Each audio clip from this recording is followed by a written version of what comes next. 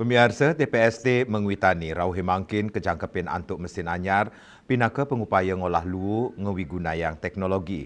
Mesin Refuse Drive Fuel utawi RDF ring TPST mengwitani mauji coba tur keuningin sida ngolah lu kantos 100 ton arahina. Asaponiki proses uji coba mesin Refuse Derived Fuel utawi RDF ring tempat pengolahan sampah terpadu TPST Mengwitani Badung. Uji coba kapasitas mesin puniki kemargiang pemerintah Kabupaten Badung ring tanggal 21 Agustus.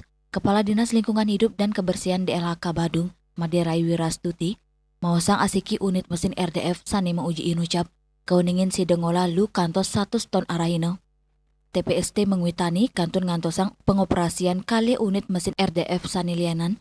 Uji coba unit salanturnya nih memargi ring tanggal 19 Agustus. Raris kelanturang antuk unit ketiga. Yening ketiga unit mengoperasi antuk sinarengan. Kapasitas pengolahan ancengnya nih sida kantos 300 ton lu arahino. Ada pengadaan 3 lain, jadi ini kita harapkan mampu menyelesaikan 300 ton per hari untuk sampah-sampah yang ada di Kabupaten Badung.